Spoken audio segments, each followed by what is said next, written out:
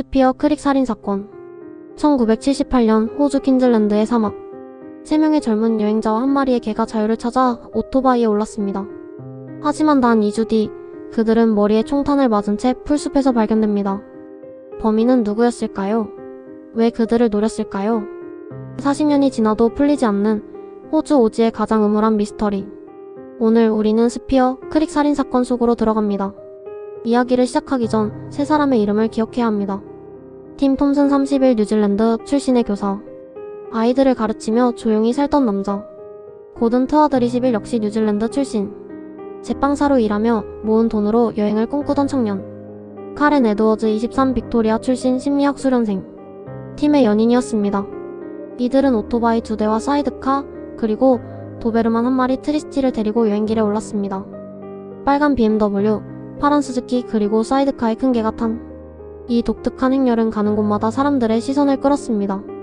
그만큼 기억하는 목격자도 많았다는 점이 훗날 수사에서 중요한 단서가 됩니다. 10월 4일 세 사람은 퀸즐랜드 마운트 아이사 외곽의 레이크 문다라 카라반 파크에 도착합니다. 그리고 그날 밤 캠프장으로 들어온 정체불명의 차량. 갈색과 흰색 투톤의 토요타 랜드크루저.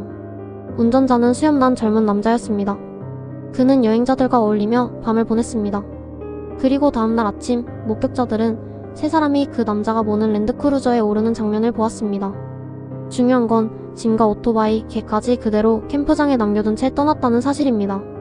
마치 금방 돌아올 것처럼 말이죠. 하지만 그날 오후 같은 랜드크루저가 캠프장에 다시 나타납니다. 이번에는 혼자. 주변을 살피던 그는 짐과 개를 차에 싣고 떠납니다. 이 장면이 새 친구를 본 마지막 목격이었습니다. 그로부터 2주 뒤 10월 24일 저녁 마운트 아이사 북쪽 12km 지점의 스피어 크릭. 산책 중이던 부부가 풀숲에서 풍기는 이상한 악취의 발걸음을 멈춥니다. 덤불을 적시자 드러난 건 사람의 시신. 다음날 수색에서 나머지 2명도 발견됩니다. 세 사람은 모두 머리에 22구경 총상을 입고 사망해 있었습니다. 시신은 나무 아래에 기대듯 놓여 있었고 방어는 거의 없었습니다. 주머니는 뒤집혀 있었고 지갑과 신분증 같은 물건들은 사라져 있었습니다. 범인은 그들을 차례대로 제압해 저항할 틈조차 주지 않고 처형하듯 쏘았다는 겁니다. 현장은 공포와 섬뜩함만을 남긴 채 너무나 조용했습니다. 당시 경찰은 난감했습니다. 지갑, 신분증, 여권이 모두 사라져 피해자가 누구인지조차 알 수 없었던 것입니다. 결국 며칠 뒤 지역 신문에 실린 시신의 손목시계 사진을 본 카렌의 아버지가 경찰에 연락합니다. 그건 제 딸의 시계입니다. 이렇게 해서 세 사람의 이름이 세상에 알려졌습니다. 그리고 수사는 단순한 실종에서 냉혹한 살인사건으로 전환됩니다.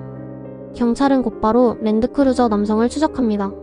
수염난 젊은 남자 가린 투톤의 4WD 차량. 목격자들의 증언이 이어졌습니다. 그는 캠프장에서 세 사람을 데려갔고 혼자 돌아와 짐과 개를 가져갔습니다.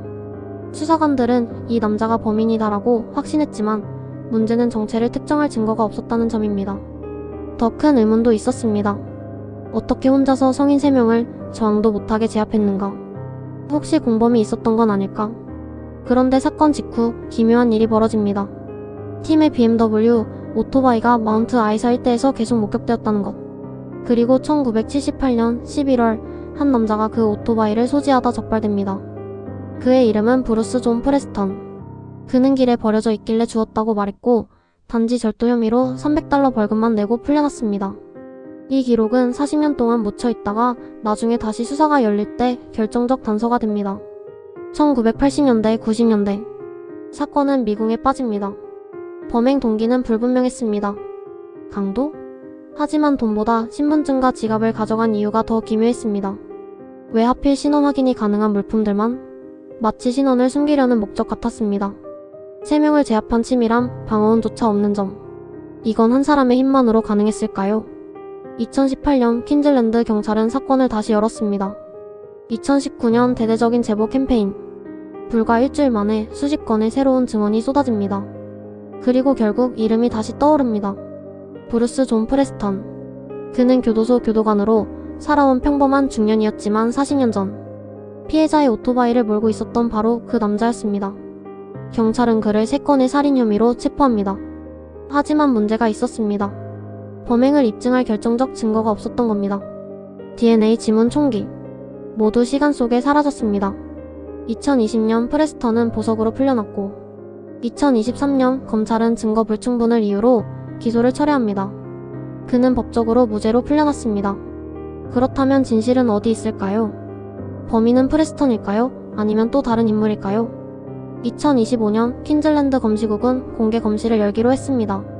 수십 명의 증인이 불려와 45년간 묻혀있던 진실의 조각들을 다시 꺼낼 예정입니다.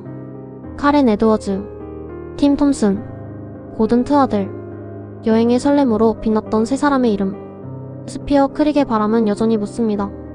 누가 왜 그들을 데려갔는가? 그리고 우리에게 남은 건 해답을 향한 끝없는 질문뿐입니다.